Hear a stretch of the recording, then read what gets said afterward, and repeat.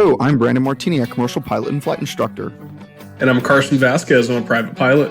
And you're listening to the Aviation Mentors podcast sponsored by Stratus Financial. So buckle up because the Aviation Mentors are taking off. Welcome back, everybody, to another great episode of the Aviation Mentors podcast. We're currently working remote right now, so unfortunately we don't have our brand new awesome recording setup today. So sorry. But I hope you liked the last few episodes that we had with Kevin Strange and Justin Sullivan. But today we're back to just Carson and myself.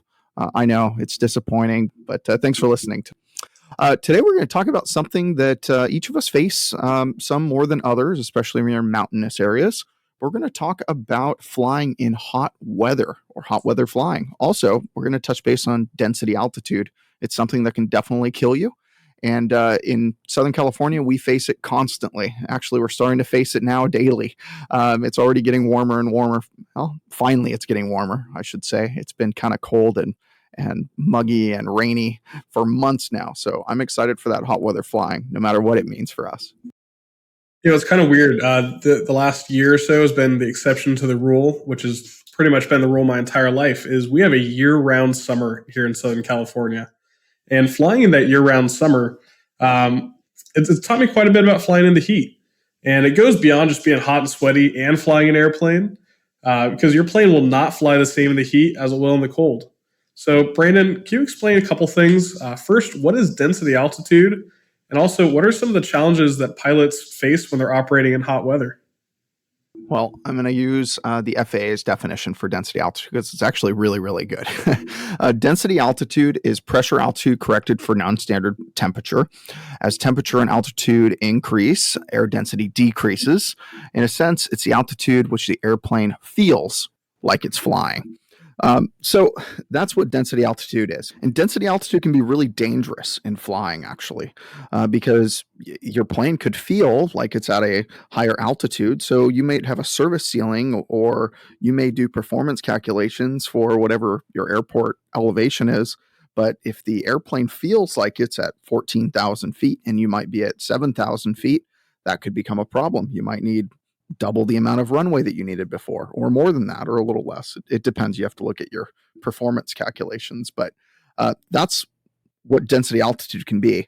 Also, some challenges that we have when we're flying in high density altitude or hot weather. We could have a slower than average climb. We can have a longer takeoff. We can have less performance out of the engine, right? Because that propeller blade is spinning and it's not taking as big a bite of air. It's taking more air molecules to have it go. So you might fly a little bit slower. That one's kind of debatable. It depends on quite a few different things. But also, a lot of people get dehydrated and they just don't think about bringing or drinking water. And I barely drink water when I'm flying because I don't want to have to go pee and I don't want to have to land. And I refuse to use any of those portable johns or whatever other people use, or pee in bottles. It's just, that's not my thing. I rather just go land, and I'll go land and I don't care. I'll go in a bathroom at the airport, or heck, I'll go in a bush. But I'm not going in the airplane. So I don't drink a lot of water typically, but when it's hot and you're sweating, because a lot of airplanes I fly don't have air conditioners. But what I will say is, a lot of them do have windows that open. And Carson, do you know how fast you can fly 172 with the window open, at least on an L, M, and N model? Because I know those for sure. I'm assuming you have to stay out of the yellow arc. Nope. You got to stay. You just have to stay below the red line. You can go up all the way to VNE. So the never exceed speed, at least on the L, M, and N models that I have flown for 172s. So keep in mind, you can have your windows open, and some students really get kind of freaked out by it. But I enjoy it. I've got my arm out the side of the window and cooling down. So that's kind of for me. Yeah, that's usually what I do too. So I guess when you hit VNE, and they always say your plane will fall apart, as they joke about it. I guess it means your windows are going to fall off, right, Brandon? Yeah, your windows will fall off, and maybe your wings might fall off too. So don't fly faster than VNE. You will break something on the airplane or break yourself, one of the two. Yeah, preferably not either of those. So stay out of that never exceed speed. So when you're flying, in this hot weather, how does it really affect the takeoff and landing performance? So, we talked about it might decrease, might increase depending on what you have for a plane that you're flying. So, how is it going to affect what you're doing? Yeah, I mentioned it in my first kind of sentence that I said, but it will affect the takeoff and landing performance. You can look at the takeoff and landing performance data in your POH for your particular aircraft, and typically it'll show you at different temperatures or at different altitudes, or sometimes temperature and altitude, and it'll actually show you the performance data for your airplane. So every POH has the performance data. So they'll tell you, hey, I need 300 feet, or I need 1,000 feet, or I need 5,000 feet of runway to take off. And if you fly more high performance airplanes or twins, they'll actually tell you how much runway you need to take off with a single engine, even. And that gets more difficult in higher density altitude as well. Obviously, you're not going to take off with a single engine, but you might have a single engine go around, or you might lose an engine right after takeoff. So that's why they have those charts there. But you will need more runway when you're flying in hot weather, no matter what. So every time, if you're used to flying in 65, 70 degree weather year round, and you have a 100-degree day, it is going to take you more runway to take off. I'll guarantee that. Doesn't matter what airplane you're in. It will take you more. So that's why a lot of the flight schools that you go to, maybe not in maybe like Florida, because it's pretty flat there, but any flight schools you go to kind of on the West Coast or central area, they are not going to let you go fly in high density altitude because without a checkout, at least. I know I wouldn't let my students go fly high density altitude without a checkout. They need to know exactly how to fly in density altitude. They need to know how to calculate it, and they really need to know how to use and read those takeoff and landing performance charts. There's even some little things like you have to lean your mixture for takeoff. That's something very unique that you may have to do on a high density altitude day at an airport that's really, really high. I know at Big Bear, sometimes you have to lean your mixture just to take off. You may have to lean it to turn on the engine if it's hot enough. It really kind of depends. Obviously, look at your POH. Now, to calculate density altitude, I recommend an app that I've had on my phone for a long time, and it's Sporty's E6B app. It has a density altitude calculator. You just click it, you type in the altimeter setting, you type in the altitude for the airport, like mean sea level altitude, and it'll spit out the information for you. It's fantastic. So I highly recommend getting that Sporty's E6B on your phone. I think it's $10 or something like that. It's not too expensive. So, Brent, I know you just said that sometimes the schools won't let you fly if the weather's too hot, because that density altitude just gets way up there. And I know sometimes the density altitude will prevent you from flying somewhere. So, could you tell me a little bit just more about why schools won't let you fly in certain temperatures? Is there a reason? Because is it beyond density altitude? Yeah, there's a couple reasons. Density altitude is one, especially if you're in an area that really you can't fly out of. Let's say Big Bear over here, or if you're in Denver, there's a lot of airports you might not even be able to take off in just because you're so high, and then the plane will feel like it's way higher. I know I've ran a density altitude calculation, and it was like 14,000 feet once, so it was pretty crazy for a 172. Obviously, I'm not going to take off like that. And wasn't there that one time that you were flying the Icon? Was it New Mexico that you absolutely do not want to go back to that little airport for that same reason? It wasn't. It actually wasn't the Icon, but I will tell you that story in just a couple minutes. Remind me on that. I'm going to tell you the story on the 172 when I took off out of this airport out of New Mexico on my way to Oshkosh. It's one I'll never go to again. But yes, I did have some problems, or not problems, but climbing in that Icon in really hot weather definitely sucks also. But back to your question on some schools have restrictions about flying in high temperature or in high density altitude. Obviously, we can kind of see based on the conversation we've had on why calculating density altitude and why a proper checkout is probably needed by some flight schools. But what they don't tell you also, I know some schools will have a temperature limit. Some schools have the temperature limit as whatever the POH says, which I think in most 172s, it's like 110 degrees. But I know that I've had limits, and I personally will not fly and go do maneuvers or anything like that if it's over 99 degrees. And you ask, why is that? And why does Brandon have this arbitrary 99 degree temperature, even though it's not in a POH, it's not in an FAA published material. The airplane manufacturer doesn't say you have to. I'll tell you the reason why, because it saves money. Because every time you go fly an airplane and it's over 100 degrees, you're going to fry a radio. You are going to overheat your engine. You are going to have high oil temps, and your flight instructors who work with you or for you, they are going to ask, why is it almost to red line? And I'll say, is it below red line? And they always say yes. So if it's in the green, it's in the green arc, right? But it does scare people. People get nervous when the engine gets really hot, and it's going to get hot when the ambient temperature is over 100 degrees. The engine's going to be hotter. Less airflow is going to be coming over the motor. It's going to be hard on the airplane. So why do that to the airplane and yourself? Yeah, that brings up another thing. You're not just overheating the airplane; you're overheating yourself. It is miserable flying in triple-digit temperatures. It's not fun. And Brandon, I'm sure you have plenty of stories about flying in particularly hot weather. You've been a CFI long enough, you've been a pilot long enough. I even have my own stories. We'll get into those in a second. But tell me about one of yours. Yeah, for sure. So flying in hot weather, I think I've told the story on one of our first episodes, but I'll briefly talk about it again. But I was on my way to Oshkosh the first year ever, and I had a plane loaded all the way to max gross weight. I was under by very little, and I was following Richard. Actually, he was in his 182 with his father-in-law and brother-in-law, and they took off, or they landed at this little airport outside of Albuquerque, and it's called Double Eagle Airport. And it's the only airport I refuse to ever fly to ever again.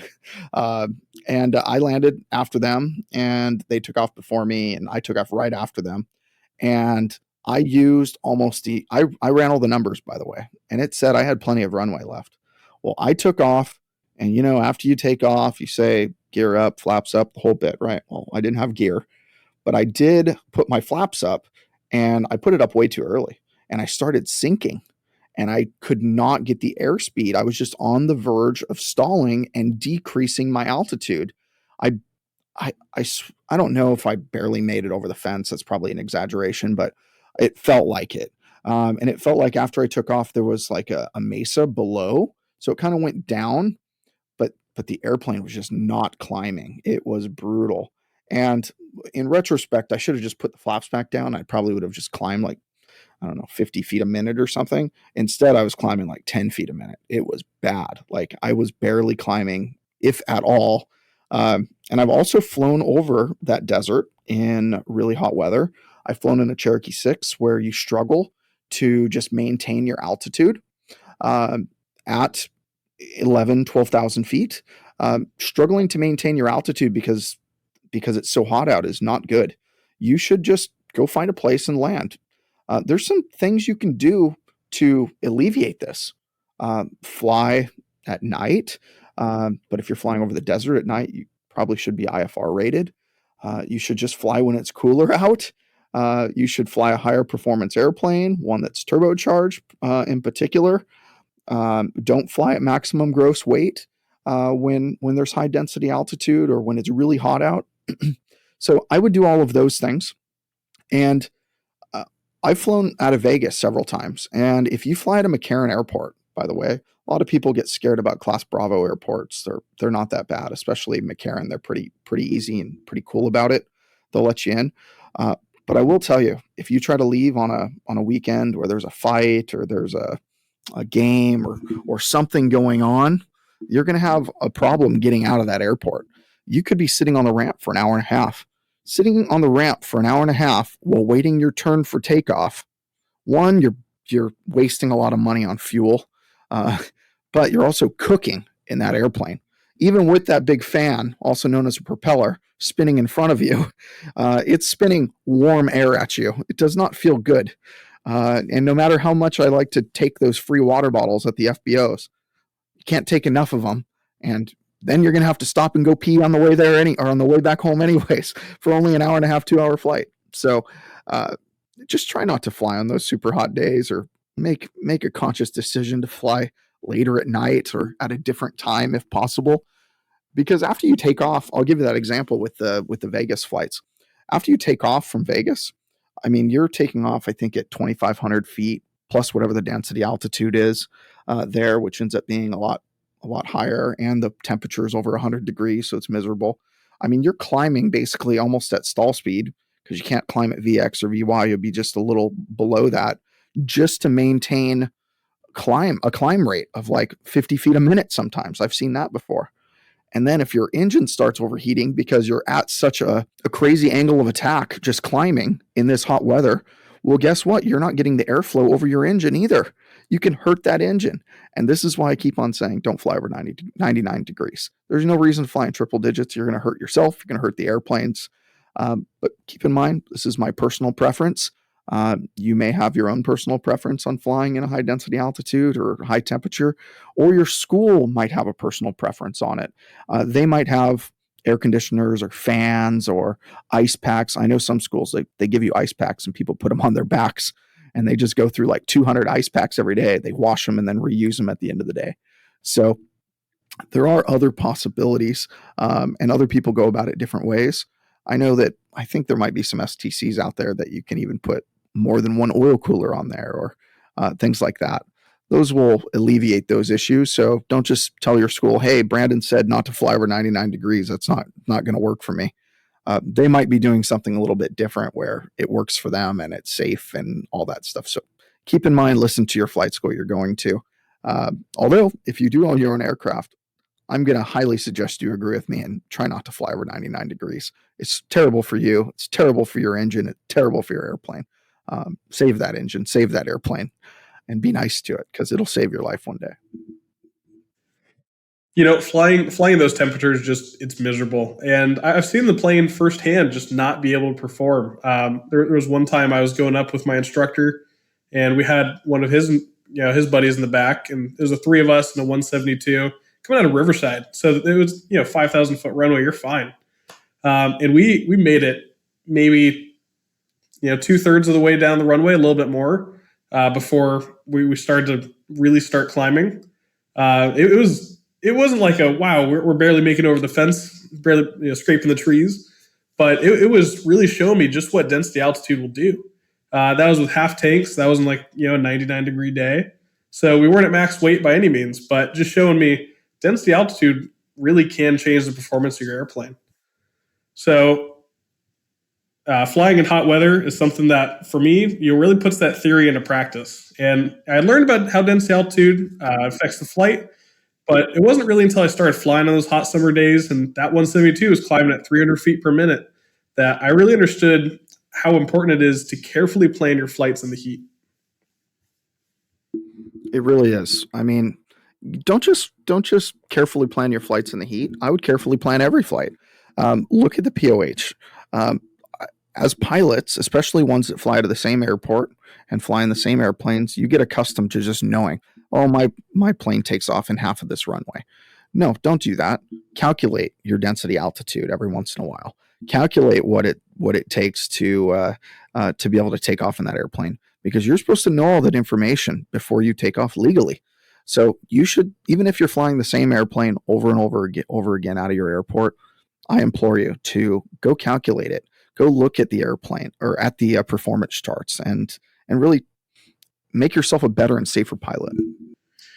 And as I'm studying for my biannual flight review, like we talked about on the other episode, just letting you guys know that these kind of things are perishable skills. It's not until I'm going back and trying to calculate all these things like density, altitude, and takeoff distance that I'm really realizing how quickly these skills have gone away. And it's hard for me to do again because I haven't learned that since right before my check ride when I was really cramming it and studying hard. So keep up on these things. Like Brandon said, just do them every once in a while. Even if the numbers stay the same, make sure you can still calculate it. Absolutely. I mean, even as a flight instructor, I know when I first got my CFI and prior to that, I could calculate density altitude with math. I'll tell you what, I can't do that anymore. I am beholden to my calculator or E6B on calculating that. And there's nothing wrong with that. I just use the tools that I always have available with me. I also, It's kind of funny, actually. On my CFI ride and on a lot of my check rides, I never used a manual E6B. I know how to use it. I know how to use the slide. I know how to do all that stuff, but I never had to use it. I even told my DPE. He said, "Well, what if you have to teach somebody how to do this?" I said, "I just won't take them on as a student. I'll just teach them how to use it with the electronic one. I'll give them mine to use," and it's worked for me. So I just like that electronic one, and because of that, I haven't had to memorize the formulas anymore. Now, there's nothing wrong with memorizing the formulas. I mean, that's always a good skill, but math was not my strong suit, and I think I've talked about that in another episode. How you don't have to be a mathematician to be a pilot, and that's very true in my case. You can just know basic stuff and know how to use a calculator, and that'll get you through the day. But with all that being said, just a reminder, go ahead and go calculate density altitude on your next flight. The weather's getting warmer in all parts of the country. In California, it's getting warmer. Florida, it's getting warmer. Heck, even in the Northeast, it's getting warmer. Calculate your density altitude, especially if you're going to go mountain flying. But thank you guys for listening today. I really enjoyed talking about this subject. I'm a real stickler with calculating density altitude. I talk about it repeatedly with my students and on every BFR or biannual flight review, or the FAA now calls it a flight review. I talk about it every single time on those flight reviews. It is a perishable skill, like Carson said, that must be practiced. Also, crack open that POH. You haven't done it in a while. You know who you are. Just go crack it open, look at those performance charts, and kind of know what you're looking at, and even calculate it for a really hot day, doing some mountain flying at a random airport like L35, which is Big Bear. So go check that out. As always, if you want to reach out to either one of us, you can reach us at Twitter, Instagram. For me, it's at Mr. Martini Guy. For Carson, it's at Carson_AV17. And as we prefer, reach us via email, Brandon@aviationmentors.com or Carson@aviationmentors.com. And as a wrap up for the day, remember, we're here to guide you in your aviation journey. So fly safe and enjoy the ride. See ya.